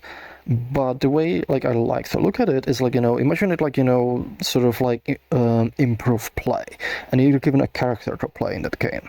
So like it's like you you're not actually like lying to the person to like hurt them. You're playing to like play a character, in this like shared shared game or shared play. And you want to make it a good game for everyone, so you need to play your character well. But that's what it is. It is a play, and you're doing a character. You're not doing that like as yourself about like some serious stuff. And once the game ends, that's also when that ends. And what actually kind of what helps me a lot too is like at the end of the game, sometimes like we kind of discuss things. We're like, oh yeah, like I wanted to like do this play because I wanted you to think this, and I wanted to think that, and everybody just kind of talks about things openly. the other thing that can help, especially if you're like a new player, is there's something called a revolutionary pair, and it's when you essentially you have like another player that you are able, like you have another player that like you are on the same team, so you can fully trust them.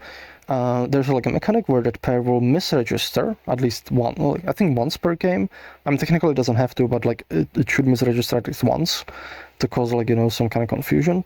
But ultimately it kind of gives it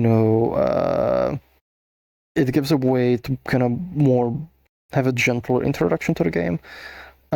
After that is also just kind of playing a lot. Like the more you play, the more you kind of get used to that mechanic. There's also like things that the storytellers will do. Like there's things you're not allowed to do. Like you're allowed to lie about information. You can, for example, say like I didn't tell this person that, or you can say I didn't get this information, or I got this information, and then information is made up. What you're not allowed to do is do stuff like emotional manipulation. Like you cannot be like say, you cannot say like things like I'll be like very sad or upset like if like you do this or like do that, or if you don't believe me, like you need to keep it like to just like lying about facts. But like once you start using emotional manipulation, you're gonna get whacked by the storytellers. So like that's against the rules, and it's because like it doesn't feel good. So there's like a there's stuff like that kind of helps make things like just kind of make them more comfortable. But ultimately, if you like if it's not for you, even if all of it, it's also fine, because like it is not a thing that's for everyone, and it's fine. But if you're like interested in exploring it more, definitely like thinking about it as a play, I feel kind of helps. And you could also ask the storytellers. Like you could also try playing as a traveler maybe in some games, because that kind of has you have essentially maximum power but low responsibility. And you can also exit the game early, or you can join late too, so that might help too.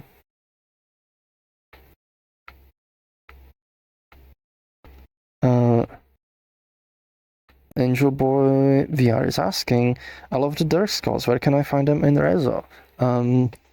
Just on our heads. Then when we're Dirks, which we are. Next question from Dikokan. Which world is that? So this world is called Fenitris Asteroid. Which it looks like a cave, but then you look, there's a door there, and we open the door.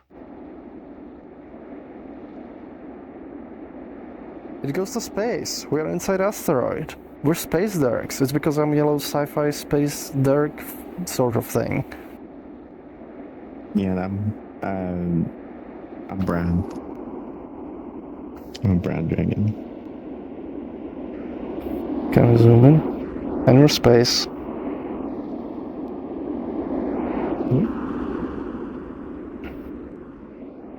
Let's close that though. It's a little Yeah, cold. it's kind of loud. Yeah, it's letting all the oxygen out. And we as Dirks, we need oxygen for the fire, because fire needs oxygen to burn. Yes. Oh my gosh, it's so slippery in here. It's slippery. It's because of the cave mucus. There we go. Okay. Next question is from Ace on Twitch 17. Ace on Twitch 17 is asking, are the Eldritch textures planning to manifest before or after the Splitting release? So the Eldritch textures, they don't plan, they just do. And that's actually all the questions we got right now. How much time? We have 20 minutes left, so there might be some time for a bit more questions. Or this. There's time for this.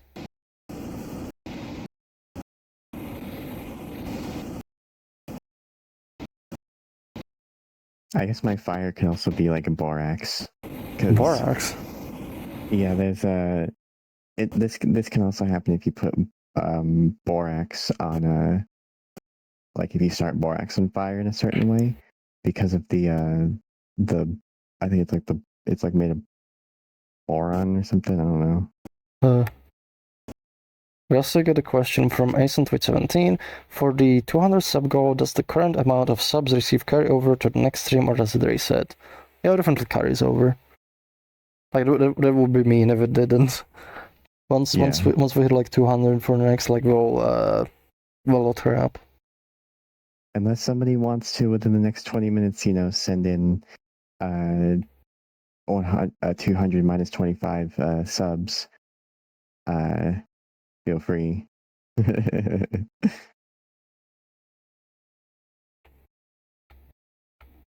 Next question is Erasmus 0211 is asking, are there any plans to be able to preload worlds? The idea being able to chain worlds together with minimal pain.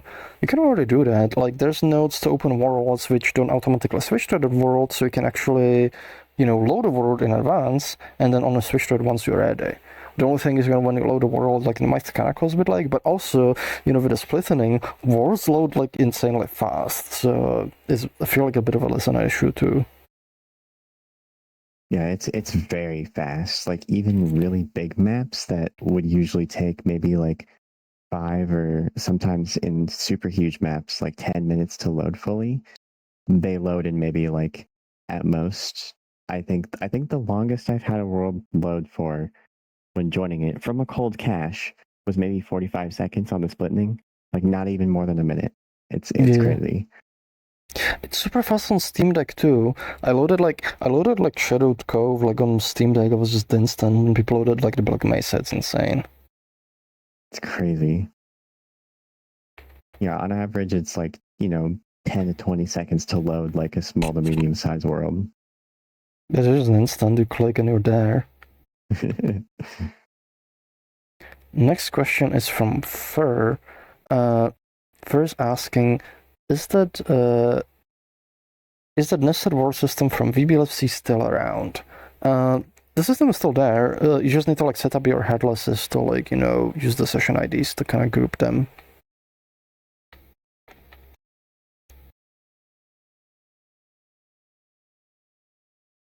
Next question's from Varex120. Any plans for updates of FreeCam mode, desktop for faster world building, anything?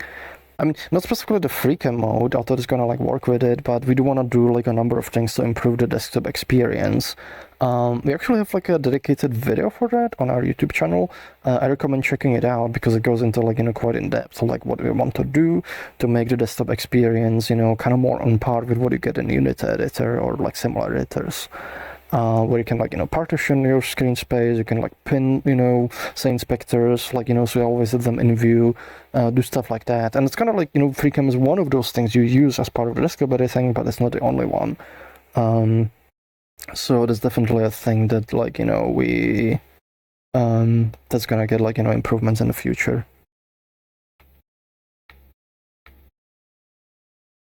Next question, SkyVT is asking,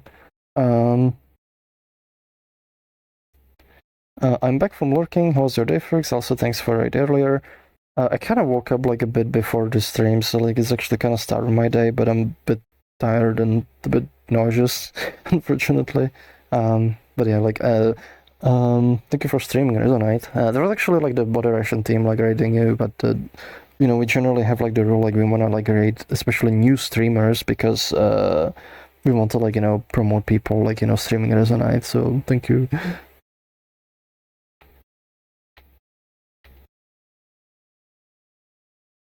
Next question's from Angel Boy VR. Angel Boy VR is asking, I noticed FreeCam is not respecting no clip speed set in settings. Are there any plans to couple that? I found working with the FreeCam difficult due to that. That would be actually a separate setting. The FreeCam is actually a bit different than no clip because what a FreeCam does, it sort of follows the similar logic from Unity.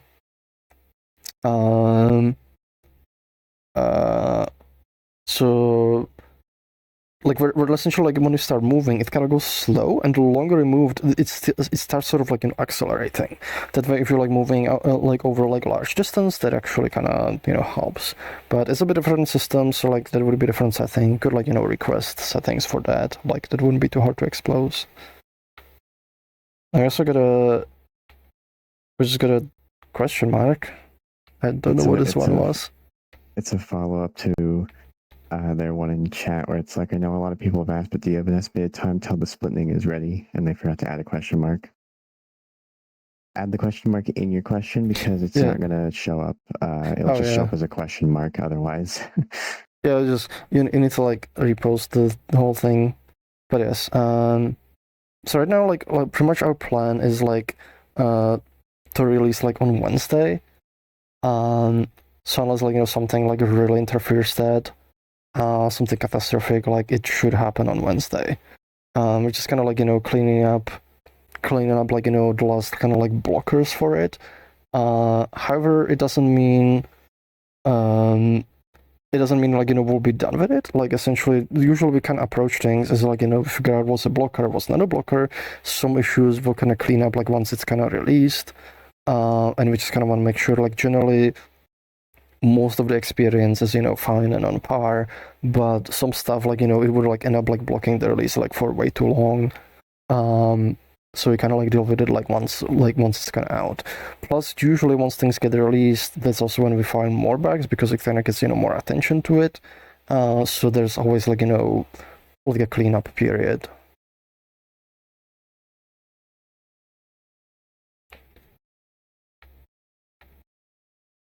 First asking question mark. Yes.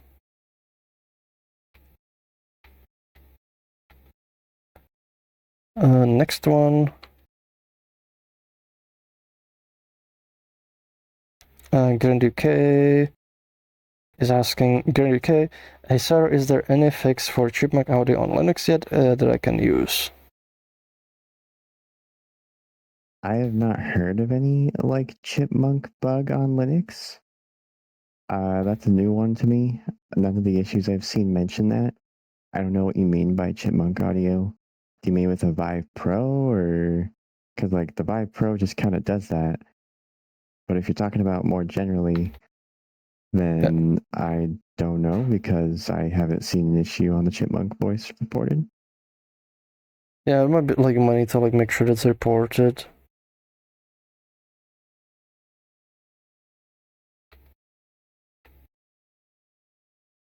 Next question. Some good alliteration there. Next question's from, what's your favorite future planned feature? Oh my god, there's a bunch. Like I hate like picking favorites because I always like have like multiple and it kind of depends. It depends, like on the mood.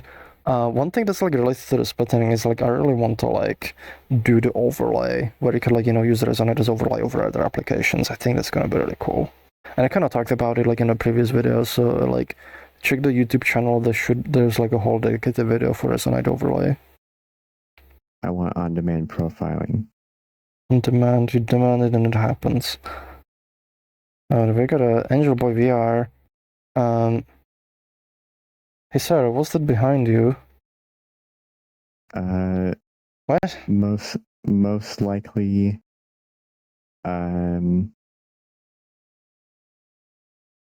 whatever you want to be behind me. How about that? Because I'm not going to look. Therefore, if I don't look, then it'll be whatever you guys want. I mean, I looked, and it's it's literally just it's just cave pillar and some vegetation, some vines. Yeah, but now that I'm not looking, it'll be whatever you want. So I ruined it. You observed it, and therefore it collapsed. So yeah, it's collapsed. It collapsed into vines. Gone, the quantum possibilities are gone. Everything is gone. Everything except the vines and the pillar. Yeah, those are still there.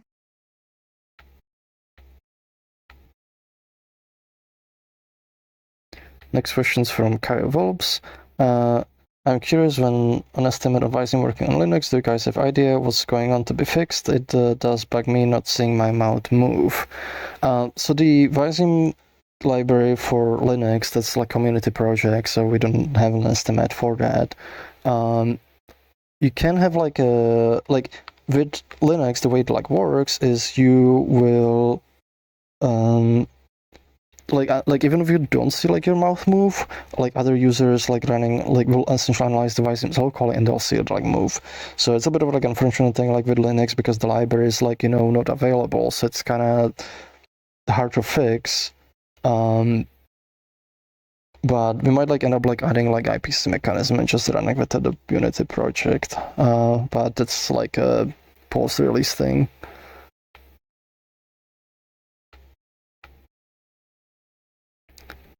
Ace on Twitch is asking, Froox, what is the longest session you've been in Visual Studio? I mean, depends like what do you mean, like, I don't know, like, I usually have it just open, like, and oftentimes I don't even close it, like, when I code other things. So, if you mean, like, consecutively coding, it's probably been, like, pretty much a whole day. Like, like, for most of the waking time, so probably long.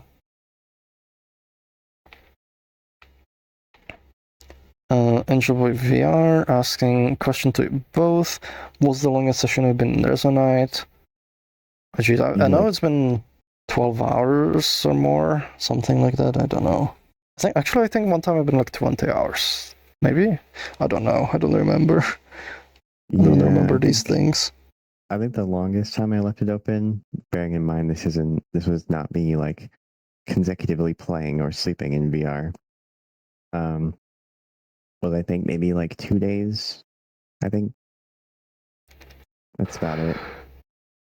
Yeah, it's kind of depends like how we define the session. If it's just like open or if it like means actively being in there.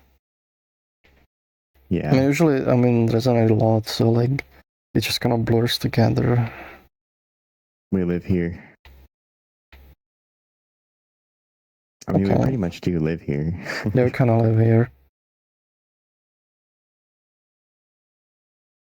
Thankfully, it's a comfy place to live. Yes. I don't think I know on that one. Next question's from AsonTwitch17. What's your favorite kind of Dirk? I kind of like the what is it called? The Kobold one? Does it count? What is it called?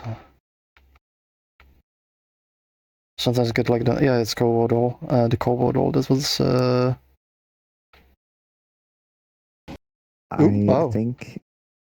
I think that I kind of like dragons that are that have like elemental powers, I suppose. These are very cute. Yeah, pretty cute. I don't know if it counts as a dragon though. Yeah, that's a question. I also like purple dragons. Hehe. Ninja Boy activated. Yeah, he's gonna activate in a second here. Neuron activation. Dragon activation. There, he's been activated. Do dragons have neurons? Or are they dragons? I think that what? What? What?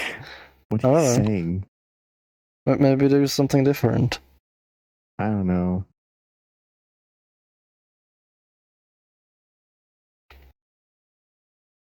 Next question's from Devhammer. Have you guys slept in VR? Yeah. You've seen him sleep in VR, yes. Like, yes, I have. It's kind of cozy. VR, not more than maybe a few hours though before like tired Cyro rips off the headset. Yeah, I usually do that too. Like I'll fall asleep and in a few hours, like I'll just be like yeet the headset off. It's kind of like curious about like the big screen, like beyond. Like it might be good for sleeping in VR. Yeah, maybe.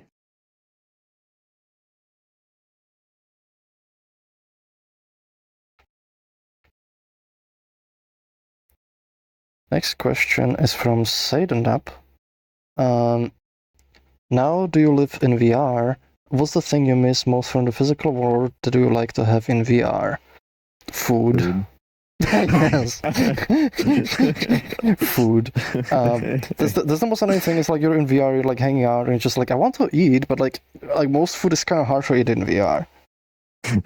Like, Yeah. you know, you could just It goes spawn right things through like ya. like these, you know, like I want to be like, you know, just eat this. It doesn't work. It tends to go right through you. Yeah. It's actually funny because I've been kind of looked like, you know, under my Steam hours, and like I think like based, and that's not even accurate because like I've used VR like before Steam, and sometimes like the Steam doesn't count it, but I've spent, if I added up all the time in VR, I've spent like, I think like something like at least 4 years of total time in VR. Wow. Like literally, if I counted all the times when I had like, you know, the headset on, like together it would be like 4 years in VR, which is kind of funny when I think about it. But it's also like cool because, you know, it feels like this is like, you know, novel way to kind of live, because we spend a lot of time like, you know, in the digital sort of realm. It's kind of how we socialize, you know, how we kind of interact, how we work, and like I feel like we're the first generation to like, you know, be able to do that. Hmm. It feels cyberpunk kind of. We're living. We're living cyberpunk. Yeah, I mean, we're living how a lot of people in like the 90s and early 2000s thought we'd be living like 100 years from now. Yeah, it can be dark on the internet. Like try explaining this to like, you know, people from like bunch of time ago. So I joined my boss to broadcast our Office virtual hours. representations out to thousands of people instantly. And we were both dragons and in a cave in space with lots of plants in it. Like it doesn't even, half of that doesn't even make sense, you know? Yeah.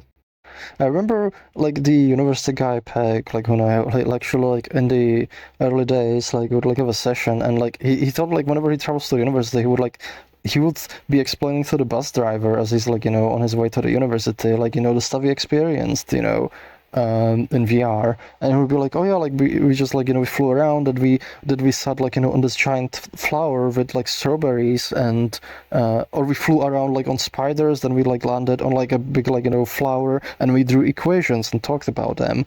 And like my question was just like, you explain to the driver that happened in virtual reality, right?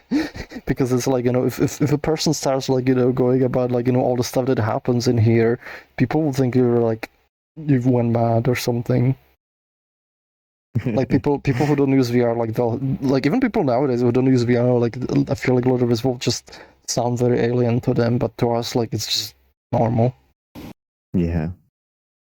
We have 3 minutes left. We have 2 Adapted away. minutes left. Oh geez, there's a lot of time. Okay, 2 minutes left. Oh. Noborain's asking, Sire, what are the green things on your back? I was on the first half of the stream. They were there all the time. My fire breathers. Yeah, that's the dragon fire gland lungs. Yes. They store the essence Auxiliary lungs. They store the essence of the ghost peppers. Yes. For the fire. And his are made from copper, and they oxidize, so it's green. Yes. And one last question before we end these things.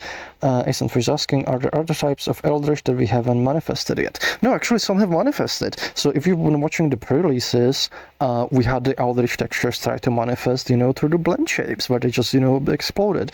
We had them to try to manifest through the cube maps, you know, where you could see the end of all that exists within people's eyes.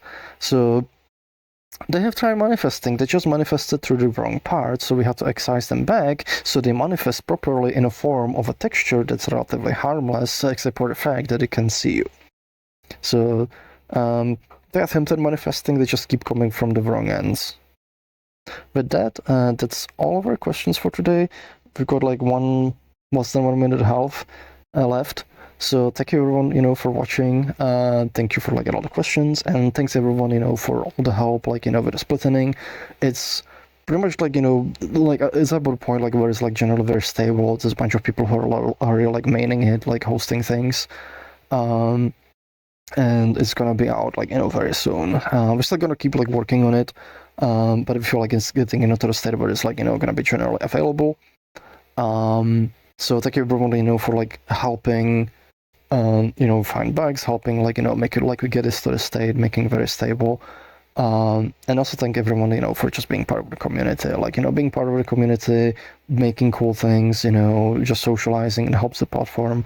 And thank you everyone who supports us, either through the Twitch subscriptions, which like, helps us a lot too, or like, on Stripe or Patreon. If you're on Patreon, please consider switching to Stripe, because we get more money out of it for the same money you pay, because they take less fees.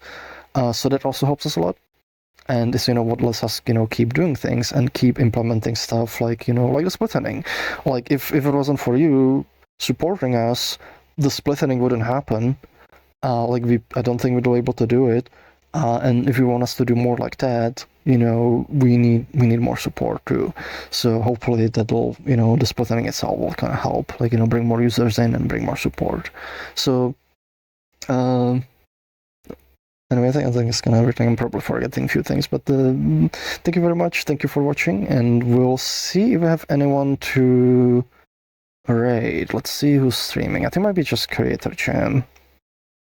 Yeah, I see Creator Jam, so we're gonna send you over to Medra. And we'll see you next week. Let's see. Right. Creator Jam. Get it ready. So thank you very much for watching. Thank you, for the subs. Thank you for making us direct. I hope like you enjoyed, the darkness. Bye bye. Bye bye. Get those likely singed right before you leave. And let's see, closing this thing. Stop streaming.